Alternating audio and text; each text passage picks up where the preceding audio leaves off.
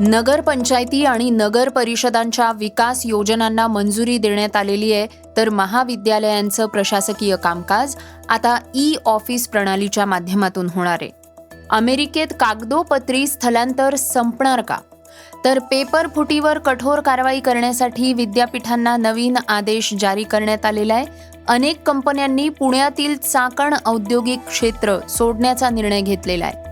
क्रीडा मंत्रालयानं table tennis असोसिएशनची मान्यता रद्द केली आहे, तर इठाला नवा मुहूर्त मिळालाय. या बातम्या आपण आजच्या पॉडकास्टमध्ये ऐकणार आहोत. नमस्कार, मी गौरी कुबेर. आज 13 ऑगस्ट वार गुरुवार. तुम्ही ऐकत आहात देशातील नंबर 1 मराठी न्यूज वेबसाईट isakal.comचं पॉडकास्ट. पॉडकास्टची पहिली बातमी आहे नगरपंचायती आणि नगर परिषदांची. राज्य सरकारनं राज्यातील शहरी भागांच्या नियोजित विकासाच्या दिशेनं एक मोठं पाऊल उचललंय. उपमुख्यमंत्री एकनाथ शिंदे यांनी राज्यातील 10 नगरपालिका आणि शहरांच्या विकास योजनांना मंजुरी दिली आहे. यामुळे या शहरांच्या सर्वांगीण विकासाचा मार्ग मोकळा झालेला आहे. गेल्या 1.5 वर्षात राज्य सरकारनं 100हून अधिक शहरांच्या विकास योजनांना मंजुरी दिली आहे. उपमुख्यमंत्री शिंदे यांनी मंजूर केलेल्या विकास प्रकल्पांमध्ये जिवती, शिरूर, अनंतपाळ, रेणापूर, सोयगाव, पालम, उमरखेड, बीड, कोरपना, गड चांदूर आणि पुलगाव यांचा समावेश आहे. गेल्या काही वर्षांपासून राज्य सरकार नागरी सुविधा सुधारण्यावर आणि शहरीकरण सुव्यवस्थित करण्यावर भर देत आहे. याच उपक्रमाचा एक भाग म्हणून या विकास योजनांना मंजुरी देण्यात आलेली आहे. शहरांचा नियोजित विकास सुनिश्चित करणं आणि पायाभूत सुविधा मजबूत करणं हे सरकारचं उद्दिष्ट आहे, असं उपमुख्यमंत्री एकनाथ शिंदे यांनी सांगितलंय.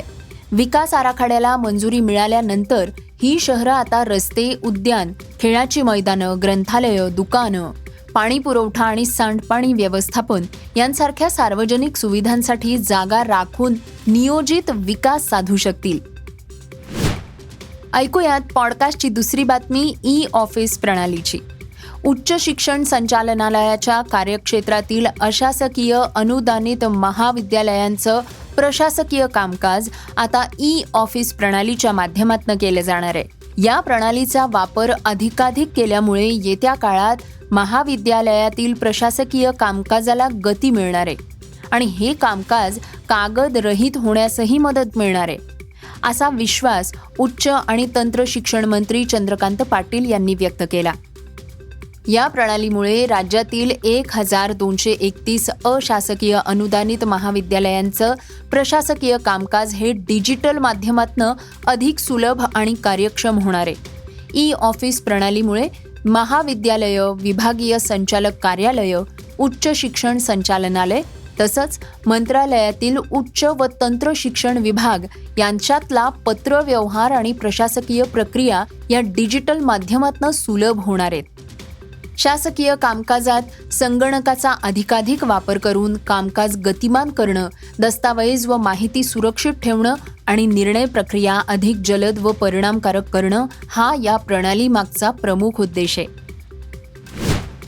पॉडकास्टची तिसरी बातमी ऐकूयात US सिटिझनशिप अँड इमिग्रेशन सर्व्हिसेसची. अमेरिका आपली स्थलांतर प्रणाली कागदोपत्री प्रक्रियेतनं डिजिटल प्रक्रियेत रूपांतरित करण्याच्या दिशेनं एक मोठं पाऊल उचलतेय. US सिटिझनशिप आणि इमिग्रेशन सर्व्हिसेस ग्रीन कार्ड, नागरिकत्व, आश्रय, वर्क परमिट आणि कौटुंबिक याचिका यांसारख्या अनेक स्थलांतरण अर्जांसाठी हळूहळू ऑनलाईन अर्ज दाखल करणं अनिवार्य करणार आहे. 12 ऑगस्ट 2026 पासून प्रत्येक अर्ज लगेचच ऑनलाईन उपलब्ध होणार नाही. USCIS एखाद्या विशिष्ट अर्जासाठी ऑनलाईन अर्ज दाखल करणं अनिवार्य करण्यापूर्वी 60 दिवसांची पूर्वसूचना देणार आहे. हा नियम अशा अर्जांना लागू होतोय की जे किमान 180 दिवसांहून अधिक दिवसांपासून ऑनलाईन अर्ज दाखल करण्यासाठी उपलब्ध आहेत. या बदलामध्ये ग्रीन कार्ड अर्ज आणि नूतनीकरण, कौटुंबिक याचिका, नागरिकत्व, आश्रय, वर्क परमिट आणि तात्पुरता संरक्षित दर्जा यांसारख्या अर्जांचा समावेश असू शकतो. एकदा हा नियम लागू झाल्यावर बहुतेक अर्जदारांना त्याच्या USCIS ऑनलाईन खात्याद्वारे अर्ज करणं आवश्यक असेल. जिथे उपलब्ध असेल तिथे पूर्ण केलेले PDF आणि आवश्यक कागदपत्र देखील अपलोड करता येतील. हा बदल प्रत्येक अर्जासाठी वेगवेगळ्या वेळी 60 दिवसांच्या सूचनेसह लागू केला जाईल. पॉडकास्टची चौथी बातमी प्रश्नपत्रिका फुटीची.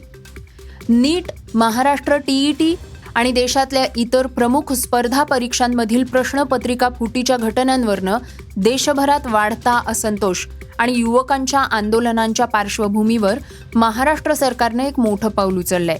राज्यातील विद्यापीठ स्तरावरील परीक्षा पूर्णपणे पारदर्शक आणि प्रश्नपत्रिका गळतीमुक्त करण्यासाठी उच्च व तंत्र शिक्षण मंत्री चंद्रकांत पाटील यांनी राज्यातील सर्व सार्वजनिक विद्यापीठांना केंद्र सरकारच्या धर्तीवर सर्वसमावेशक मार्गदर्शक तत्त्व तयार करून त्यांची अंमलबजावणी करण्याचे निर्देश दिले आहेत.